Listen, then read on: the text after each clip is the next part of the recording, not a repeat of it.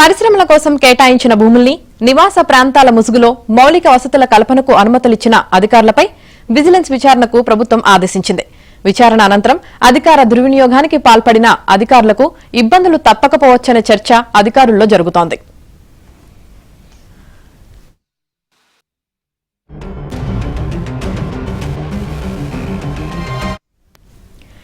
IDPL భూముల కబ్జాపై ABN ఆంధ్రజ్యోతిలో వచ్చిన కథనాలపై అధికార యంత్రాంగం కదిలింది.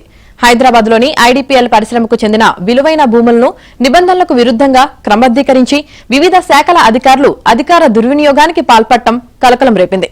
కబ్జాలకు పాల్పడుతున్న వారికి మద్దతుగా వారు కోరుకున్న అనుమతులు ఇచ్చుకుంటూ పోయారు. ఇండస్ట్రియల్ జోన్ అని తెలిసి కూడా జీహెచ్ఎంసీ, విద్యుత్ శాఖ, వాటర్ బోర్డు అనుమతులిచ్చేందుకు పోటీపడ్డాయి. రాజకీయ ఒత్తిడితో ఈ భూములకు రెసిడెన్షియల్ లేఅవుట్లకు ఇచ్చే రోడ్లు, విద్యుత్, తాగునీటి పైప్లైన్లు, డ్రైనేజీలు వంటి మౌలిక వసతులు కల్పించారు.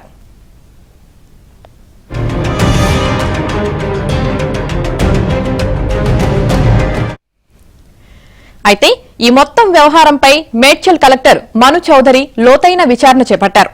ఇప్పటికే ప్రాథమిక వివరాలు సేకరించిన ఆయన వివిధ శాఖలు ఇచ్చిన అనుమతులు చూసి నివ్వెరపోయారు. ఏబిఎన్ ఆంధ్రజ్యోతి కథనంలోని అంశాలను పరిగణలోకి తీసుకుని విచారణ అనంతరం ప్రభుత్వానికి పూర్తిస్థాయి నివేదిక పంపనున్నారు. ఇప్పటికే కఠిన చర్యలు తీసుకోవాలని సీఎంఓ ముఖ్య కార్యదర్శి ఆదేశించిన నేపథ్యంలో అనుమతులు ఇచ్చిన అధికారుల్లో అలజడి మొదలైంది. అడ్డగోలుగా అనుమతులు ఇచ్చిన వారిలో వివిధ విభాగాలకు చెందిన సుమారు 55 మంది అధికారులున్నట్లు తెలిసింది.